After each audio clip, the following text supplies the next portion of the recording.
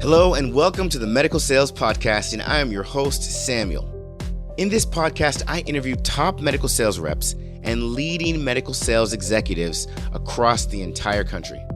And it doesn't matter what medical sales industry, from medical device to pharmaceutical to genetic testing to diagnostic lab, you name it. You will learn how to either break into the industry, be a top 5% performer within your role in sales, or climb the corporate ladder.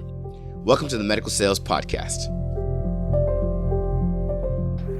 Hello and welcome to the Medical Sales Podcast. Today we are continuing into part 2 with Eric Turbiville.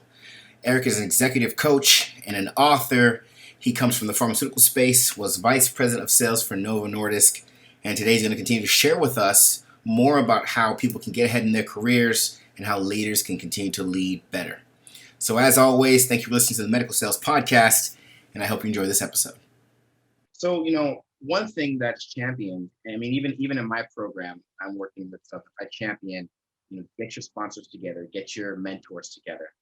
Right. And then I get the question of, well, you know what, Samuel, I really want to reach out to this sponsor or make this person my mentor, but I don't know if that's going to make my manager feel like I'm overreaching from my position. What are your thoughts on that? Yeah, I don't think it's overreaching. I'll give you an example. I have a son that works for Oracle, and came right out of college, started working for Oracle in sales, and I talked to him a lot about having a mentor. And most people, when you ask them to be a mentor, they'll do it. And as long as you just let your manager know that you're seeking a mentor that's a couple levels higher, most managers don't get upset at that, as long as you keep them in the loop and they don't feel threatened that you're telling on them or doing something like that. But my son who works at Oracle, we talked a lot about him having a mentor, and he said, well, what if they say no? And I said, I promise you, they're not going to say no to you. As long as you bring value to them, and they'll bring value to you and they'll help you. And sure enough, he went to a VP. And he's an entry-level sales kid, this young guy. He goes to a VP.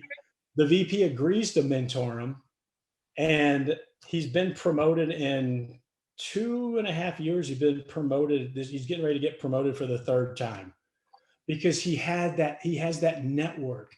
And these are the people that are making the ultimate decision on a lot of these promotions too. So,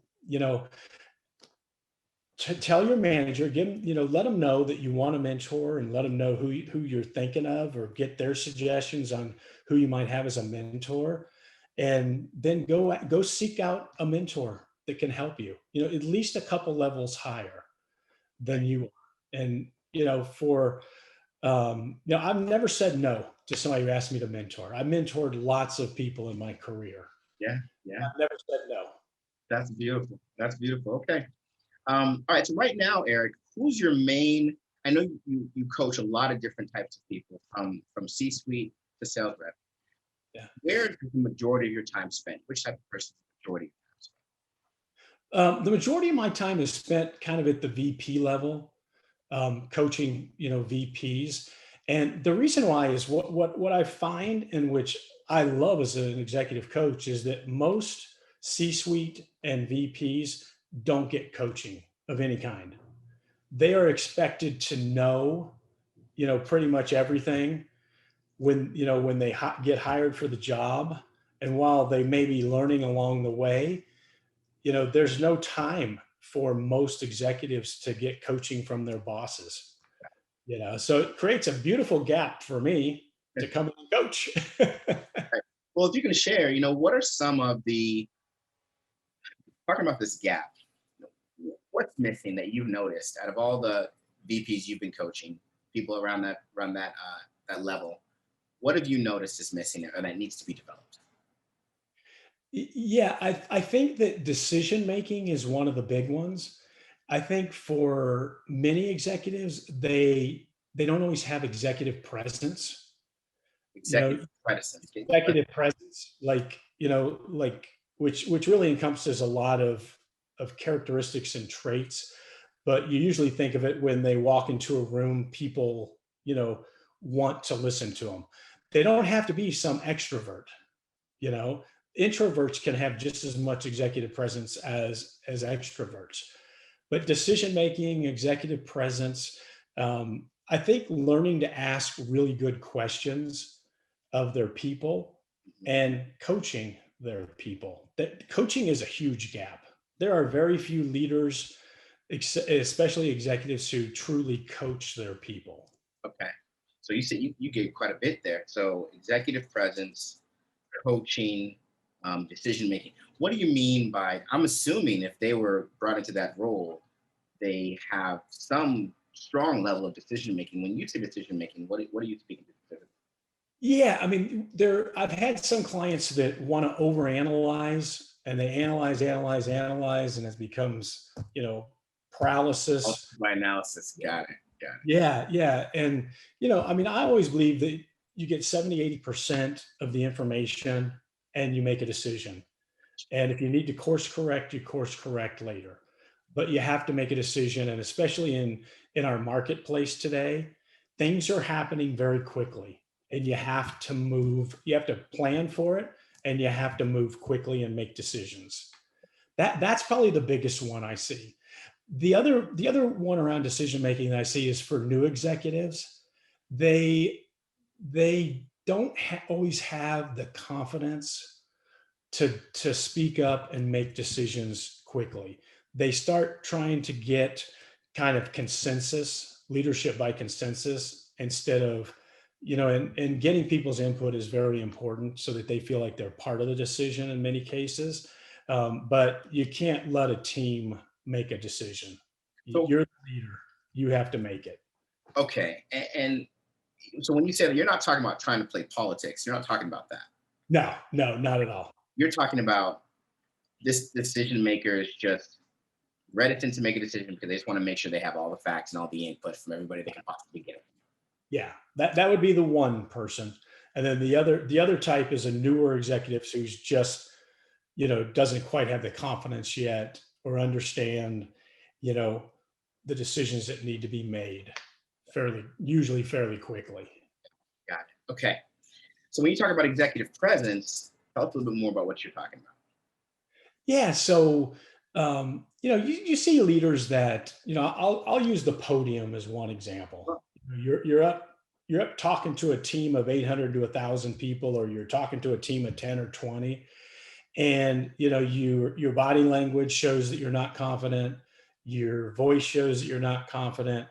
You don't get people's attention, or they're not actively participating because they're watching you going, what's going on? Is this a leader? Who is this? The more important part of executive presence to me is having characteristics and traits like people trust you, that you're trustworthy, that you're candid, that you're open.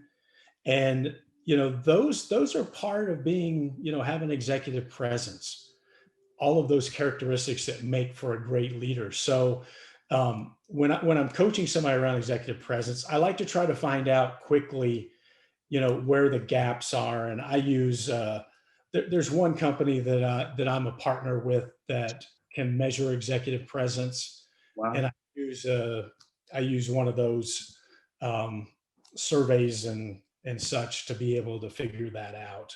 Sure. Sure. Yeah. No, that's an interesting one because you would think that someone that is at that level just kind of demonstrates that already, but you're saying they either demonstrate at a higher level or people that get to that position sometimes just don't demonstrate. Yeah, there are a lot of people that get promoted because they're technically extremely competent. And I'll give you an example. I was coaching an executive at a major music label, and he was technically very competent. The problem was he lacked emotional intelligence and executive presence. And he was going to get fired if he didn't turn it around. So I worked with him for several months on his executive presence and his emotional intelligence. Like, he would just say things. He didn't have a filter. Gotcha. He just said things, and it came across as grossly offensive, like insensitive. just a variety of things. And his direct reports were not doing well with him. But he was able to turn that around, and he became more confident with his team. And, he developed kind of some simple things that he would do before he would talk, Yeah. like not just counting to five, but, we actually had some techniques that we used with him to be able to stop and, and actually trust that people, you know, have good motives and things like that. So, Wow. That actually makes me wonder. And, of course, what you can share, just what you can share. I'm curious to know what's the most dramatic change that you've experienced coaching someone at this level. That they started wherever they started, and you just saw them blossom into almost a completely different person, and really took their role by the horns. yeah, I was coaching a new sales VP, and he had just been promoted into that role, and he took over a geography that had been led by someone who is a very strong and had a very strong will, and who directed his people, basically told them what to do rather than coaching them and letting them have some autonomy. And the team was very much tied to that previous leader, like had like a little click. So that's To that's how they saw things getting done. It needs to be delivered to us that way. Yes, yes. So when this leader came in, her style was totally different. So so um, she was very candid, but she didn't play favorites. She just wasn't a political animal, wasn't trying to go, to become the president of the company or something like that. And initially, she got very low reviews when I did the 360. I did a qualitative 360, very low ratings. Wow. We worked together for 6 months, and her ratings went from like out of five, like maybe a two on average, to a 3.5 to 4 within 6 months. And that was, I don't take credit for that. That was she took it seriously, and she evolved as a leader. And there were a lot of frustrating moments for her taking over that team, but she ultimately did it, gained the respect of them, and they realized. I think one of the things that team realized is that it's okay for a leader to be different than our previous leader. So And she worked with them in a way that they adopted to her style, as opposed to her changing the way she does things to accommodate the previous style. exactly, exactly. And just as a side note, um, her business unit went from the bottom to the top within just over a year, which in a big organization, that's very difficult to do. Yeah. Yeah. So, and that, I don't attribute it to my coaching. I attribute her changes to, her learning curve, right? As a VP, because it can be like this sometimes at your learning curve. That's excellent. That's excellent. Okay, so we've talked before, Eric, and you told me that you don't just coach within pharmaceuticals. You don't just coach within, and actually, you don't just coach within healthcare. Correct me if I'm wrong. What are some of the spaces? I want to know, what are some of the spaces that you just never thought you'd be coaching in, that you coach in now? Yeah, high tech. I I'm coaching a CEO of a small high tech company, and I am not a tech person at all. Right. But it doesn't matter, Mhm. because I don't have to be an expert in that industry that they work in. What I have to be an expert in is how a leader is successful. Got it. And this CEO has done very well, extremely well. Excellent. And it's fun because he talks about things that I don't even understand. Sure. And but I don't worry about clarifying his technical parts of the discussions. What I focus on is what he's doing to lead his team. I love it. I love it. So, a lot of people, coaching is a popular word now. It's a buzzword now, right? I mean, thanks to so many of the influencers out there and professionals like yourself, coaching is it's so much more commonplace. However, I think there's a little bit of disconnect on what coaching actually means. Yeah. I would love it, Eric, if you could just share with us, what does coaching actually mean? What are you actually helping a leader or a professional do? Yeah. So for me, coaching is helping people think differently about a situation, asking great questions that actually get to the heart of whatever it is that they're dealing with. I do this little kind of workshop where we start out with something that's going on in the company. Maybe it's why why is the sales department not respected by marketing? Let's just use that as and then what we do is we take 5 minutes and all people can do is ask questions about that statement. They can't give input, they can't give feedback, they can't make a statement. They have to ask a question. So that may look something like maybe it's challenging that statement, or maybe it's just it just starts opening up windows, different ways of thinking about it until you get to the right question. And when you get to the right question, then you can answer it. So for me, coaching gets to the heart of asking great questions that allow you to solve your own problems because your answer becomes your own best solution. So, that's probably a very different view of some people on coaching because they think of techniques, they think of all kinds of other things. And yeah, you use all that stuff in coaching, but at the heart of coaching, it's asking great questions. And it's not in the first question that people come up with or first idea, it probably is not the best. You just keep asking, until you put that ladder against the wall where it's the right question and you start climbing it and getting down into how you can solve the problem or the challenge. Could you just give a small example of this exercise that helps get to the right question with, maybe an actual question that you asked in one of the groups you worked with, and then types of questions that they were only allowed to ask? Yeah. So I'm trying to think back. There was one where it was the market access department of an organization. Sure. And if I remember right, the question was essentially,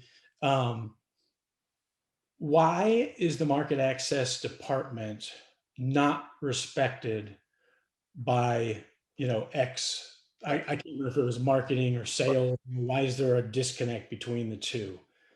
And so again, the way this exercise works is that somebody will raise their hand and they'll ask a question about that statement. Like what? Okay, so it could be, is this a leadership issue? Do we do in market access something that offends or is not effective with marketing, if that's And no one can answer these questions. These are just questions. And we just put them all up Okay. on, we make notes. Every question we take a note on. And it takes about 2 or 3 minutes Sure. before the light bulb starts coming on and people start getting it. Like all of a sudden they'll go, oh my gosh. Then they'll ask the question. And within 3 or 4 minutes, you get to the heart of what the right question is. But again, it's raising your hand, you ask a question, and then, somebody else raises their hand and asks another question that may or may not even be tied to the last person's comments. And, but what people want to do is they always want to make, critique whatever question's asked, and we don't let that happen. So it's a fun exercise. Sounds like it. Sounds a good one. Okay. Should everybody have a coach? Yes. Every position have a coach. Every position? Yeah. So sales professionals, first line leaders, VPs, CEOs, and everyone in between, should they all have coaches? Yes, but that doesn't mean that it has to be an outside coach. For me, a sales rep, their coach should be that first line manager, and at times the second line manager who works with them. and who's watching them if they're being developed, to become a manager, or if they're being developed just to become, not just, but to move up in the sales ranks, within the field. So I do believe that everyone should have a coach. The biggest disconnect for coaching comes from VP and above. Most VPs don't effectively coach their subordinates, their team. So that's where the disconnect comes, where you need to get outside coaching. Now, when sales professionals get outside coaching, have you seen that work very well for them, or have you even seen that? Let me ask you that. I haven't seen that as much. I do know there are some that do it. And I also know I've known sales reps who do not just the business part of coaching. Some of them get life coaches to help them navigate, through the challenges maybe that they're having in their life, or to help them get perspective on what it is that they really want to accomplish and where they want to go in their career. So, life coaches are great. I personally think that most business coaches, if you're a credentialed executive coach, that you can help somebody with those life issues too throughout the coaching process. But yeah, Bill Gates said everyone needs a coach. So I'm a big fan of that. Yeah, I agree with that. I think, for example, in our program, we train and coach sales reps, and I think it's so useful because they're going through a lot of scenarios that they're not sure they can bring to their manager, or they're not sure they can bring to their colleagues, or they just have no idea how to navigate to begin with.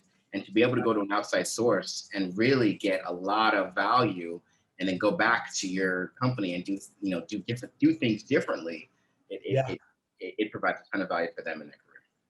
Yeah, and there's training that reps get. What Right. you sound like, what you're doing is more coaching too, which is going to help them, as you said, navigate their career, network probably more effectively, um, move on in their career because they know how to work with other leaders, and that's critical. Yeah, I just don't see it as often. I think it would be great if somebody is a sales rep and they really want to progress in their career, get a coach, even if it's just for a couple of months, get a coach and have them help you find somebody who's got the experience, someone like you that has, a lot of experience dealing with, pharmaceuticals and healthcare in general, because you can help them.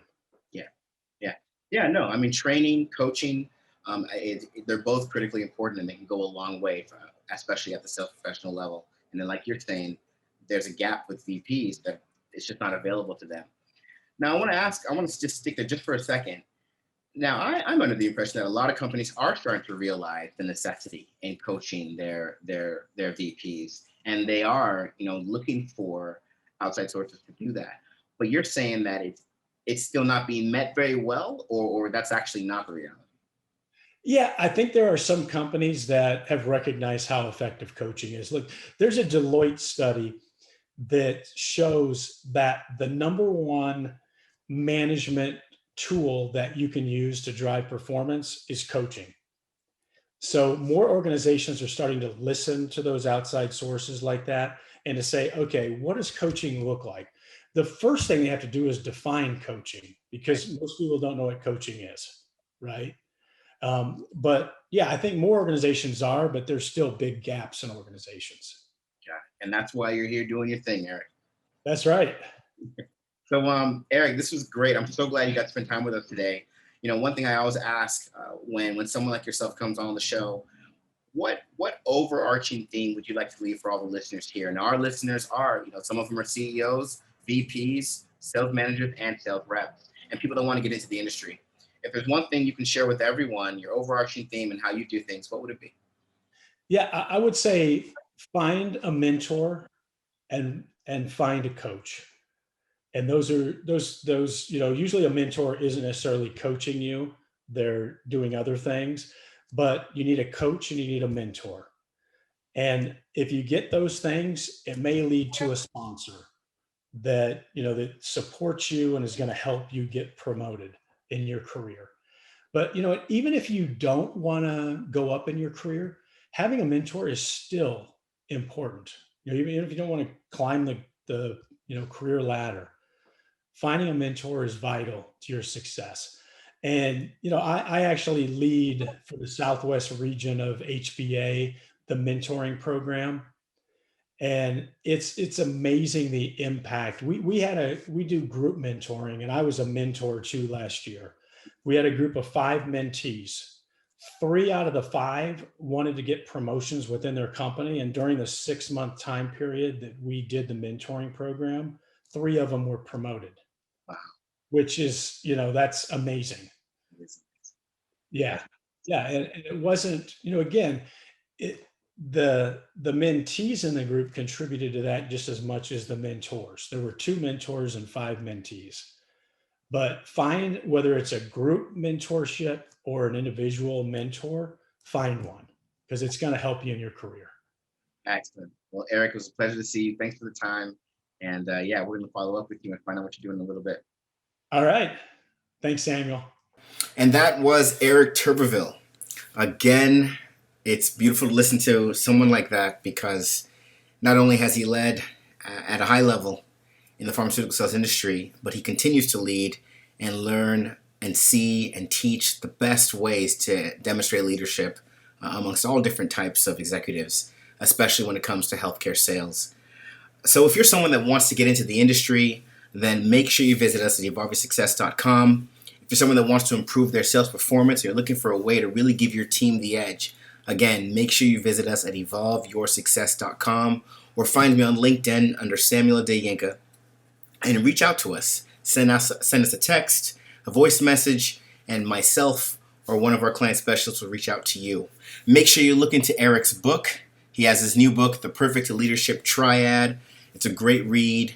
You can find the link in the show notes. And again, thank you so much for listening to the Medical Sales Podcast. Make sure you come back next week for another episode. I hope you enjoyed today's episode. And remember, I have a couple programs that show you exactly how to break into the medical sales industry, become a top-performing medical sales professional, and also how to masterfully navigate your career to executive-level leadership. Check out these programs and learn more at evolveyoursuccess.com. Stay tuned for more awesome content with amazing interviews.